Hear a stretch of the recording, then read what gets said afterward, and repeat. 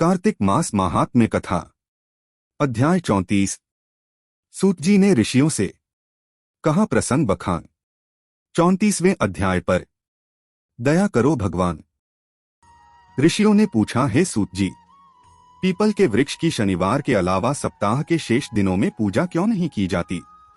सूत जी बोले, हे ऋषियों, समुद्र मंथन करने से देवताओं को जो रत्न प्राप्त हुए उनमें से देवताओं ने लक्ष्मी और कौस्तुभमणि भगवान विष्णु को समर्पित कर दी थी।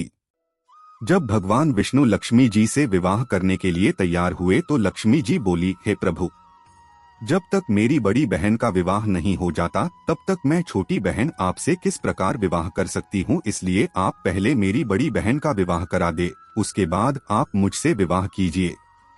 यही नियम है जो प्राचीन काल से चला आ रहा है। सूत जी ने कहा, लक्ष्मी जी के मुख से वचन सुनकर भगवान विष्णु ने लक्ष्मी जी की बड़ी बहन का विवाह उद्दालक ऋषि के साथ संपन्न करा दिया।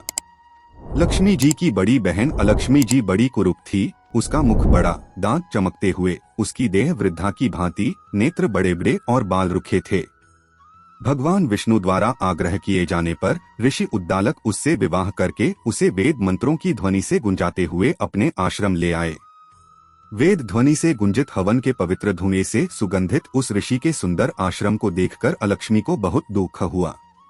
वह महर्षि उद्दालक से बोली, चूंकि इस आश्रम में वेद ध्वनि गूंज रही है, इसलिए यह स्थान मेरे रहने योग्य नहीं है, इसलिए आप मुझे यहाँ से अन्यत्र ले चलिए। उसकी बात सुनकर महर्षि उद्दालक बोले, तुम यहाँ क्यों नहीं रह सकती और तुम्हारे रहने योग्य अन्य कौन सा स्थान है वह भी मुझे बताओ। अलक्ष्मी बोली, जिस स्थान पर वेद की ध्वनि होती हो, अतिथियों का आदर सत्कार किया जाता हो, यज्ञ आदि होते हो, से स्थान पर मैं नहीं रह सकती। जिस स्थान पर पति पत्नी आपस में प्रेम से रहते हो, पितरों के निमित्त यज्ञ होते हो, देवताओं की पूजा होती हो, उस स्थान पर भी मैं नहीं रह सकती।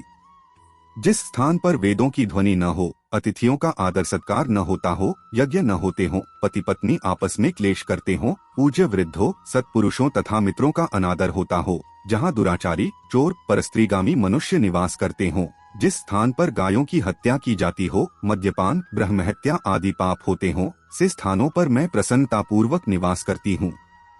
सूत जी बोले, अलक्ष्मी के मुख से इस प्रकार के वचन सुनकर उद्दालक का मन खिन्न हो गया। वह इस बात को सुनकर मौन हो गए। थोड़ी देर बाद वे बोले कि ठीक है, मैं तुम्हारे लिए सा स्थान ढूंढ दूंगा। जब तक मैं तुम्हारे लिए सा स्थान न ढूंढ लूं तब तक तुम इसी पीपल के नीचे चुपचाप बैठी रहना। महर्षि उद्दालक उसे पीपल के वृक्ष के नीचे बैठाकर उसके रहने योग्य स्थान की खोज में निकल पड़े, परंतु जब बहुत समय तक प्रतीक्षा करने पर भी वे वापस नहीं लौटे तो अलक्ष्मी विलाप करने लगी। जब वैकुंठ में बैठी लक्ष्मी जी ने अपनी बहन अलक्ष्मी का विलाप सुना तो वे व्याकुल हो गई। वे दुखी होकर भगवान विष्णु से बोली, हे प्रभु, मेरी बड़ी बहन पति द्वारा त्यागे जाने पर अत्यंत दुखी है। यदि मैं आपकी प्रिय पत्नी हूँ तो आप उसे आश्वासन देने के लिए उसके पास चलिए। लक्ष्मी जी की प्रार्थना पर भगवान विष्णु लक्ष्मी जी सहित उस पीपल के वृक्ष के पास गए जहाँ अलक्ष्मी बैठकर विलाप कर रही थी। उसको आश्वासन देते हुए भगवान विष्णु बोले, हे अलक्ष्मी, तुम इसी पीपल के वृक्ष की जड़ में सदैव के लिए निवास करो, क्योंकि इसकी उत्पत्ति मेरे ही अंश से हुई है और इसमें सदैव मेरा ही निवास रहता है। प्रत्येक वर्ष गृहस्थ लोग तुम्हारी पूजा करेंगे और उन्हीं के घर में तुम्हारी छोटी बहन का वास होगा। स्त्रियों को तुम्हारी पूजा विभिन्न उपहारों से करनी चाहिए। मनुष्यों को पुष्प, धूप, दीप, गंध आदि से तुम्हारी पूजा करनी चाहिए, तभी तुम्हारी छोटी बहन लक्ष्मी उन पर प्रसन्न होगी। सूत जी बोले, ऋषियों, मैंने आपको भगवान श्री कृष्ण, सत्यभामा तथा पृथुनारद का संवाद सुना दिया है, जिसे सुनने से ही मनुष्य के समस्त पापों का नाश हो जाता है और अंत में वैकुंठ को प्राप्त करता है। यदि अब भी आप लोग कुछ पूछना चाहते हैं तो अवश्य पूछिए, मैं उसे अवश्य कहूँगा। सूत जी के वचन सुनकर शौनक आदि ऋषि थोड़ी देर तक प्रसन्नचित्त वहीं बैठे रहे। तत्पश्चात वे लोग बद्रीनारायण जी के दर्शन हेतु चल दिए। जो मनुष्य इस कथा को सुनता या सुनाता है उसे इस संसार में समस्त सुख प्राप्त होते हैं। कार्तिक मास महात्म्य कथा। अध्याय 34 समाप्त।